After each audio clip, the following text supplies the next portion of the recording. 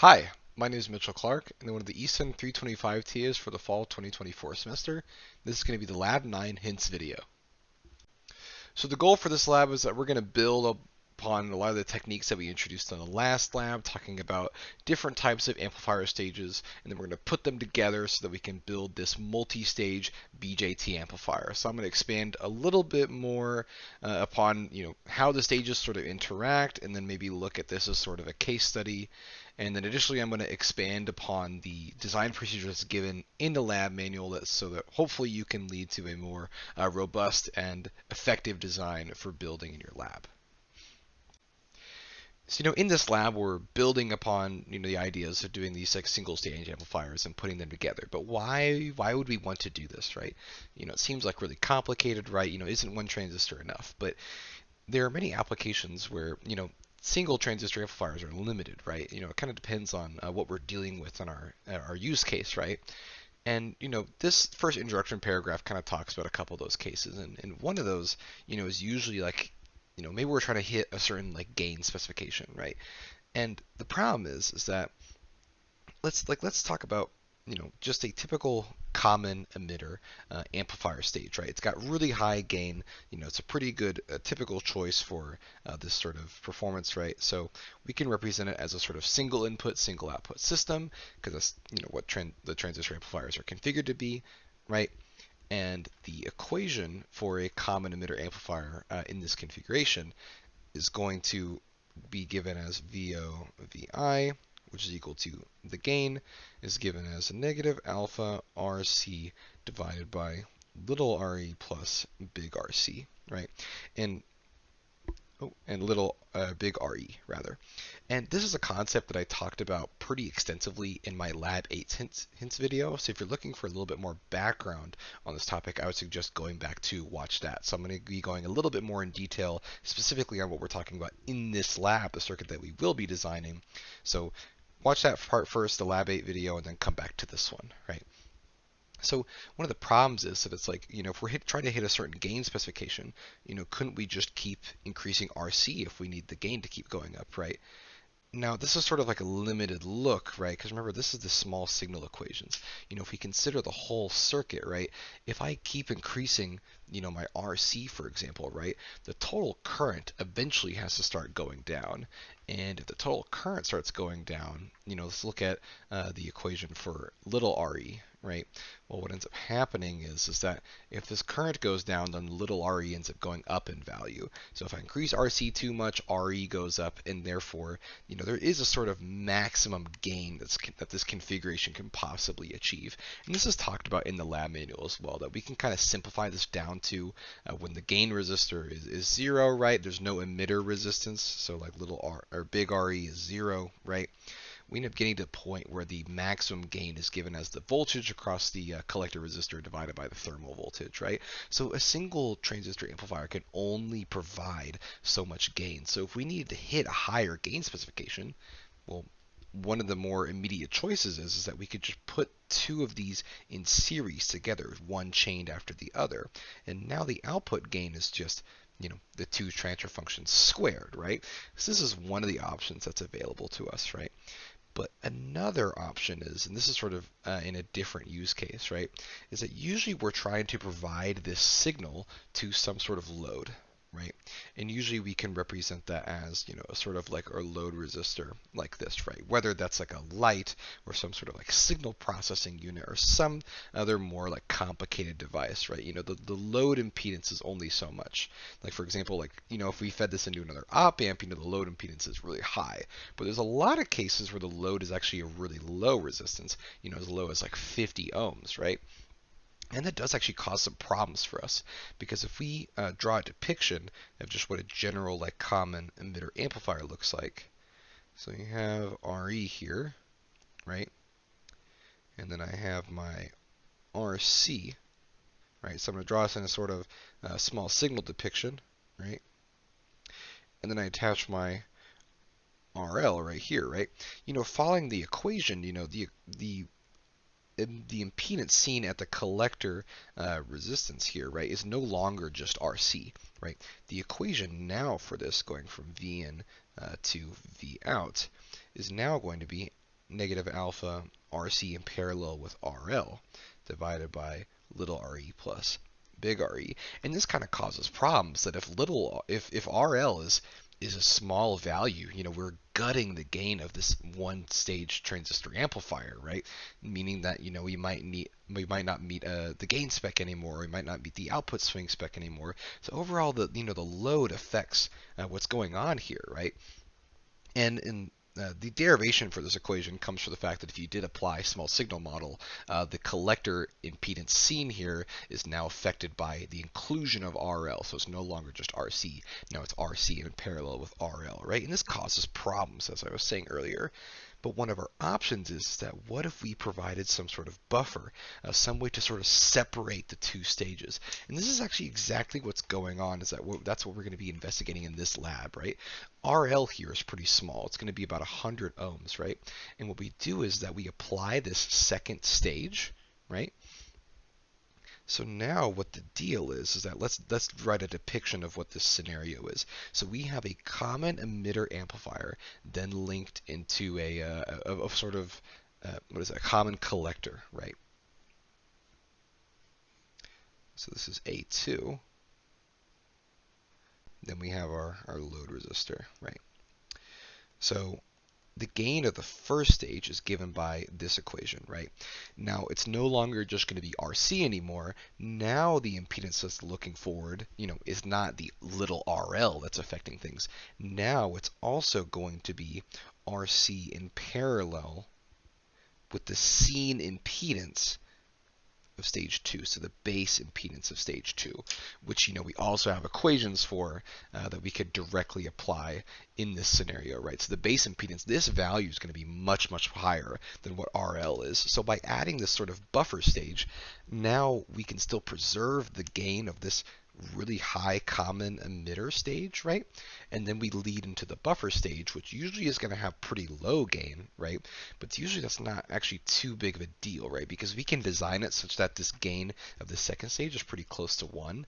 So if we look at for a common collector amplifier, usually the gain of the second stage, A2, is going to be big RE, which in this case would be big RE in parallel with whatever RL is, times little re, so I guess re2 of the second stage, plus RE in parallel with RL, right? So we could design this stage such that this gain is actually going to be pretty close to 1.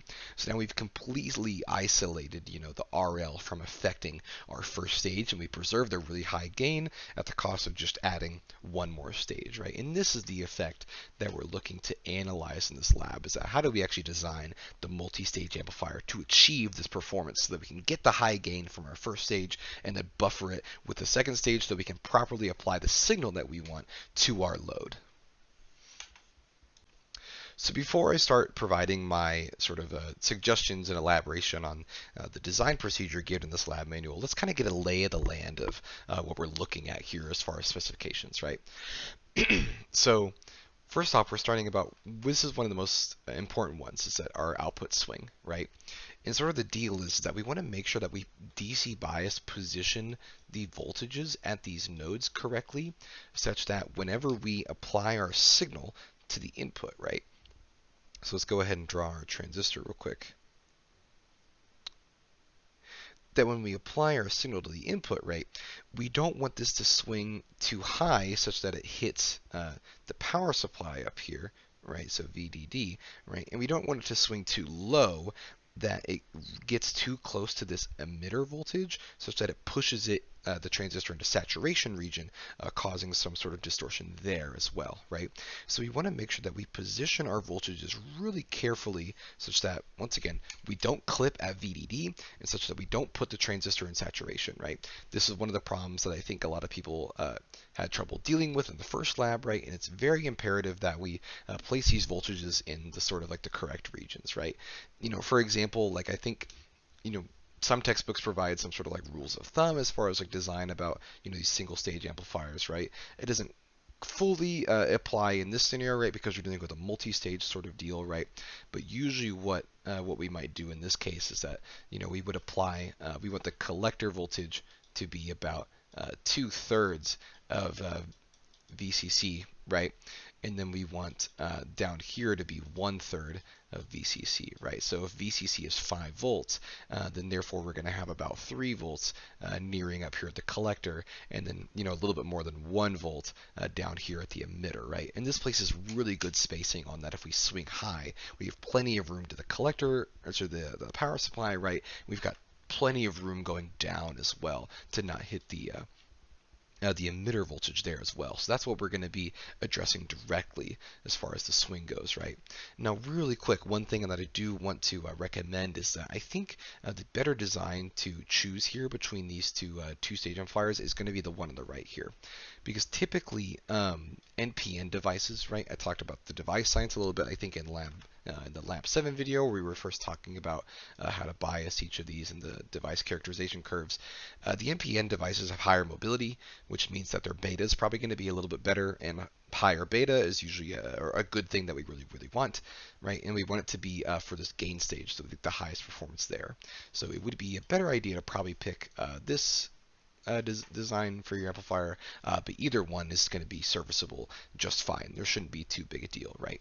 So we want to make sure that when we're designing our swing, right, we need to make sure that we fit the swing parameters for both of the transistors. So that's something that we're going to consider, is that we make sure that we position both of these voltages correctly to not swing too much between here. Okay? And then now we also got the gain that we're addressing, right? So as we were talking about before, what is the gain of this amplifier going to look like, right? So let's reference our equations, right?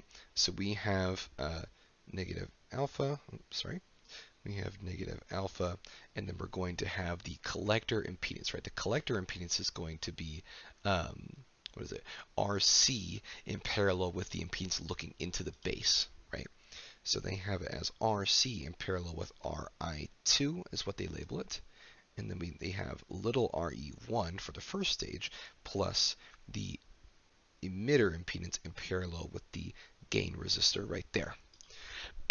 Okay? And then what does it look like for the gain of the second stage, right? Because remember, the two gains multiply because the stages are in series, as we talk about right here. So what are we looking at the gain for the second stage, right? Well, the gain of the second stage is going to be the RH resistor, I believe they call it, yes. So RH in parallel with RL divided by little re2 plus RH in parallel with RL. And there we go. This is the gain that we're looking at, right? So the whole deal is that this is going to probably be about 1 by the end of our design, right? And then we have this RG resistor down here that we can tune to make sure that we meet the proper gain spec that we want, especially since we're shooting for a specific number, right? And then usually the deal is that this RI2 is going to be, the input impedance looking into the base is likely to be a lot higher probably than the collector resistor that we're going to have.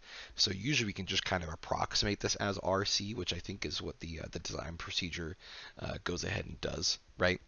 So that's kind of what we're looking at as far as the gain spec, right? So we're going to hit most of our gain in that first stage and then apply, a unity gain buffer as that second stage, right? All this being tunable by RG, right? And then what are we looking at as far as the input impedance? Well, for our input impedance, looking at the two base resistors, right? RB1 in parallel with RB2, then in parallel with the base of the first stage, right? So this is going to be beta plus 1 times RE1 plus RE in parallel with RG, right? So this impedance is going to be relatively high, right? Because RE is going to be a sizable value and the RG is not going to be super big, but remember it gets multiplied by beta plus 1, so it's not going to be too bad, right? And then we also want to position our RB1 and RB2 resistors to be large enough such that we get the input impedance we want. But remember, you might recall from the previous lab, we don't want to make them too large such that we no longer satisfy the typically nice sort of assumption that we make that the base current is going to be negligible in comparison, right? So that's something that we're going to deal with later. And lastly, our output impedance, right? We're looking into the output impedance is looking past the RL, right? So our output impedance is going to be given as RH in parallel with the impedance looking into that emitter, right? So the emitter is actually going to be a rather small impedance, right? But that's why we're not too worried about what our, this isn't going to be a spec in this lab, the output impedance, right? So for example, RB, the base impedance is going to be this collector node with RC as well. So this is actually going to be a rather high impedance, right? But then it gets divided by beta plus 1. So usually the R out in this case is going to be a pretty low value, pretty much just because we're looking at the emitter. But you don't have a spec for the output impedance, so that's not really any big deal, right? And what we might find is that even in this case, RL might actually be pretty sizable in comparison to this output impedance, so we're not going to have too many problems there. So one last little note I would like to make about the design procedure before we get straight into it is that I think I talked a lot about in Lab 7 and maybe a little bit in Lab 8 about, how to properly do a design procedure, right? You want to make sure that you write all the inequalities of what's going on to kind of see and get an idea of your solution space, and then sort of make adjustments from there to see that if you make a design decision to do this, how does this affect your other inequalities, and kind of going from there to make your design. I think this design procedure strays a little bit away from that, and I think it's largely because this design procedure has been through that same treatment that I've described before, and then sort of condensed it down into a more simple version that I think is more straightforward for this class, right? So if you're taking a look at this sort of design procedure in the future, I would encourage you to kind of take a look at this design from the same principles that I introduced in the previous lab videos, talking about, consider all of the inequalities of what's going on and then choosing from there, because we take a lot of liberties in some of our assumptions and some of the values that we pick, which may not be appropriate future design techniques well. So I think this design procedure serves this design very well, and I think it's great to follow for this lab, right? But if you're ever looking at something like this in the future, it would be great to kind of consider this from a lot more angles and understand that this is a condensed design procedure that is made to simplify working towards this specific design. It may not be indicative of the best design principles, right? Because usually in design, we don't get this sort of step-by-step sort of deal. And there's a lot of, and they even mention it in this design procedure as well, is that there's a lot of readjusting and editing that we do in order to meet the specifications as well. So understand that it's an iterative process, in that it might not even if you do follow just this design procedure, might not be one after the other. It's going to require tweaking to get things to work, usually largely in simulation as well. So now let's go ahead and take a look at the design procedure, right? So first off, they provide that we need to assume that the gain of the second stage is going to be 1, and that the input impedance into the second stage is going to be greater than the collector resistor, right? And these two assumptions just kind of come with experience, right? And are likely to kind of happen with our design,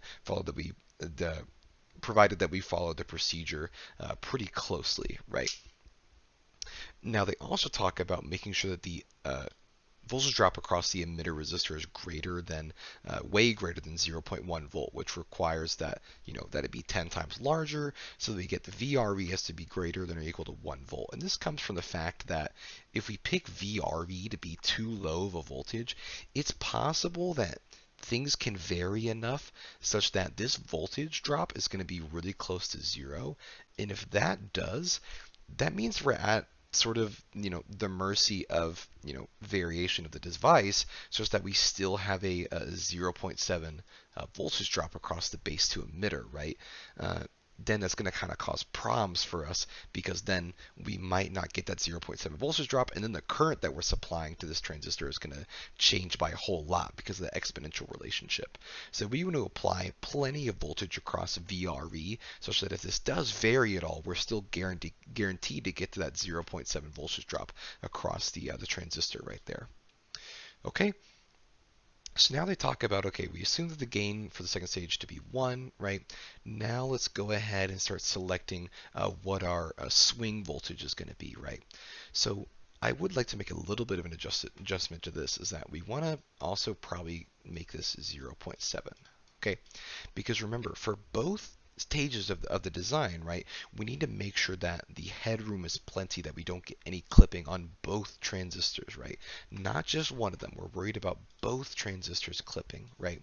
And the deal is that, okay, let's analyze the swing for this node, right? So VRC needs to be greater than the swing that we want, right? So that there's that much room up to the voltage supply, right?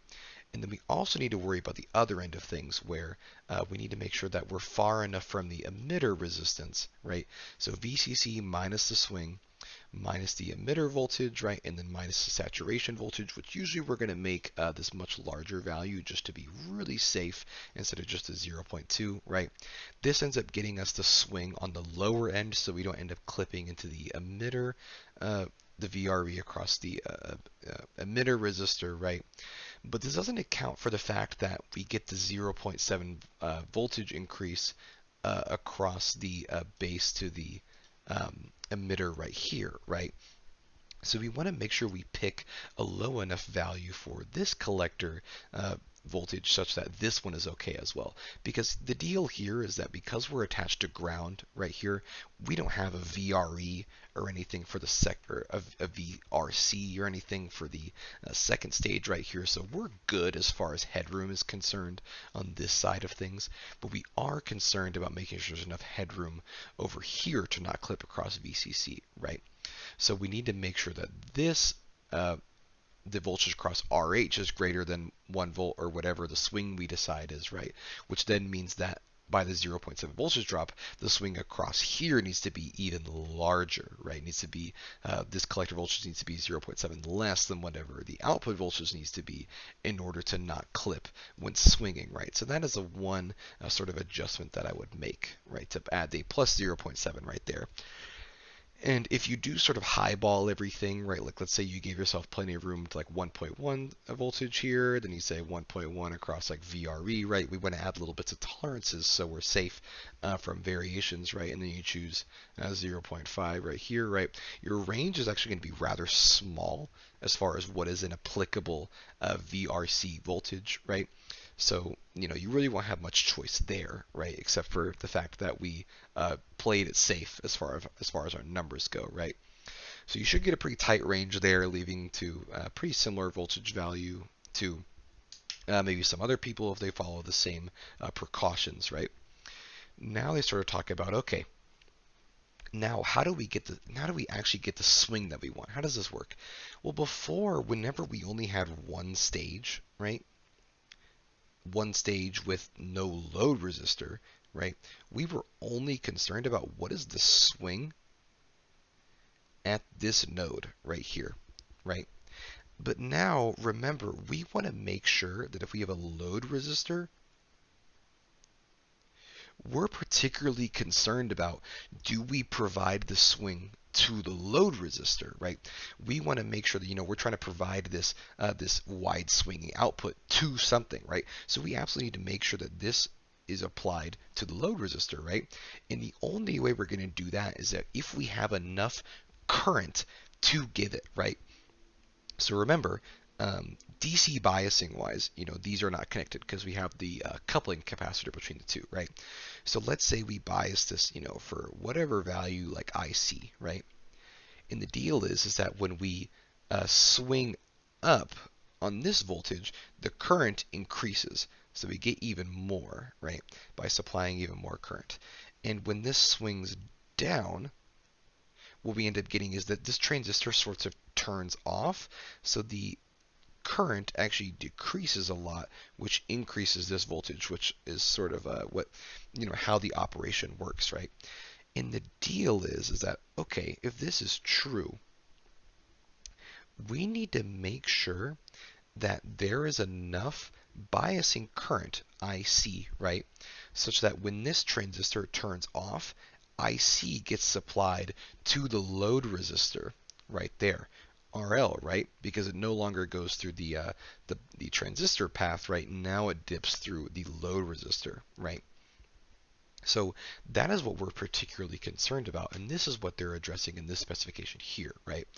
We want the load to have a, you know, a voltage swing across it, right? Okay, so what current has to go across that load resistor? Okay, well you calculate it with that here, then that means that, okay, the current going through the emitter resistor uh, RH right here in this case needs to be large enough such that when the transistor turns off or the output swings high, as I talk about in this description here, that current is enough to be supplied to the load resistor to give us the output swing that we want, right? So you apply this inequality, right? And what it's going to end up happening is that dependent on the uh, you know precautions you pick and what value for VRC you get, this value can kind of matter a lot, right? It's very likely that your second stage, right, is going to be in the ballpark of having a collector resistor on some order of like tens of milliamps, right? So it might, be like 30, 50, maybe even 80, depending on what your design is, right? We're going to be dropping a lot of current across this thing, right? So I would encourage you to kind of play with this section a little bit such that you leave the current range here to make sure that you're in the range of about tens of milliamps or so. Okay? Because then what ends up happening is that you can pick your value of RH, right? It's going to be really small. It will likely be smaller than the load resistor actually, which leads to then allowing you to directly calculate what IC2 is, right? Now, remember, this is nice because one of our design goals this whole time has been is that we want to make sure everything is beta invariant, right? So because the beta value of a transistor is not something that we have any control over, right? And it's going to vary across, different components, right? And we want it to be consistent, if we were to make this as a product, but also like in lab, right?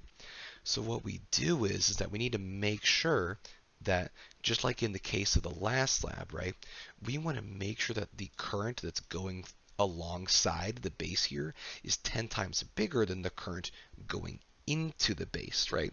Such that it's a negligible amount of the current that we're providing it for the biasing, right? And the same thing is actually going to apply here. That, let's say you assume that the beta is the worst possible in this case, so 100, right? So you figured out what your current was, and you said, okay, that means the base current is the collector current or the emitter current divided by 100, or I guess 101 if you want to be really specific, right? But then that means that the current going through here needs to be 10 times that. So the current going through here is now going to be 1/10 I of what you found going through here, right? Which is nice because then you can directly calculate if we know what this current is, then that means we can calculate what our resistors are, right? And then you need to make sure that the current going through here is 1/10 of that, right? So I guess the current through RB1 and RB2 is going to be a 100th of whatever the current going through here is.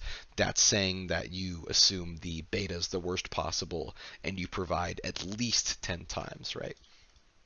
So that's exactly the logic that they sort of follow, right? Is that IC1 needs to be, IC2 divided by beta, so the base current, right, needs to be at least N, which needs to be 10 times larger, whatever the base current going into the second stage is, right? And then this big term right here, I didn't explain this in the last lab, right? This comes from our input impedance expression, right? So remember, the input impedance is equal to RB1 in parallel with RB2 in parallel with R base, right? If you reorganize this equation, you will get the upper bound, which is given by this equation right here, right?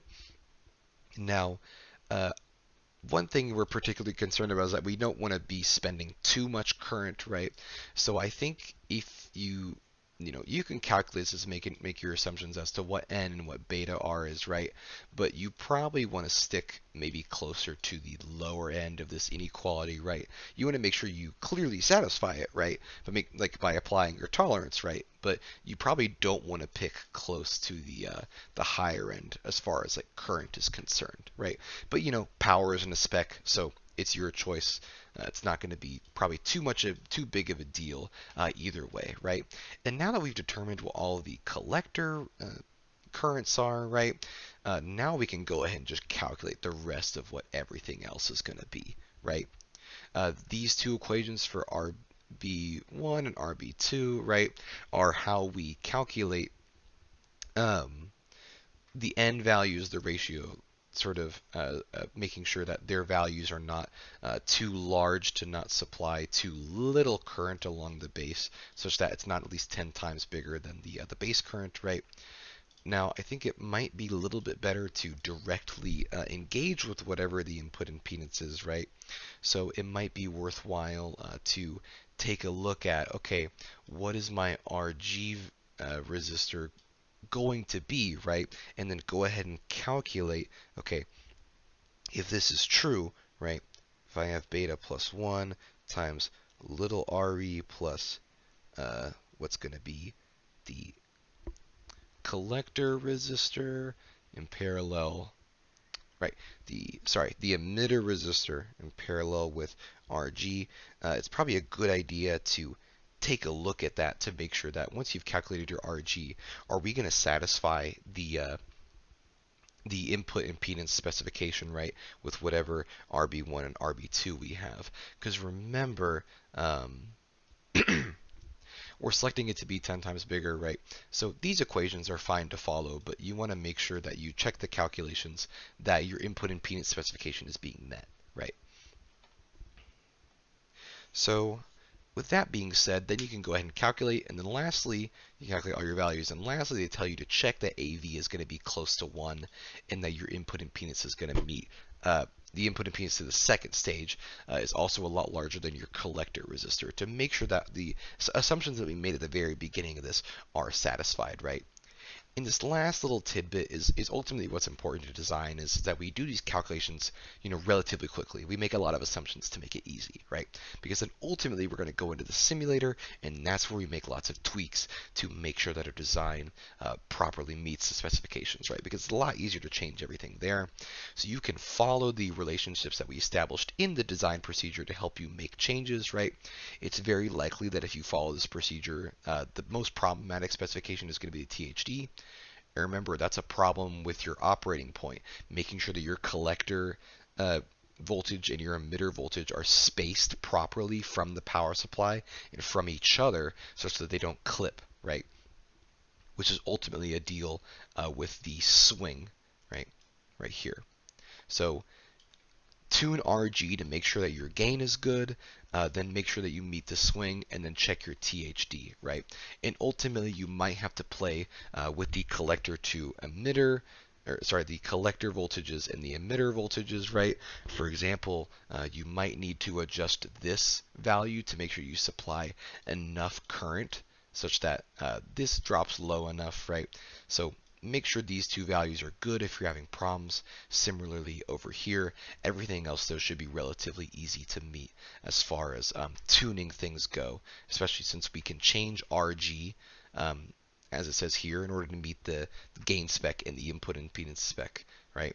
And then they also talking about maybe you need to modify RH if you're getting clipping at your output, right? So that's sort of the design procedure right there. And then going over the simulations, right? A lot of these are the exact same simulations that you did in the previous lab. A lot of these are simulations that we've seen before. There's a lot less to do, right? I would make sure that you check your DC values for everything, right? Collector currents for both transistors, all the emitter currents and base currents and everything, making sure those are all good to go, that they properly match the values that you designed, right? And everything should be pretty familiar to y'all, right? So I think this is definitely a pretty hard lab as far as designing things go, right?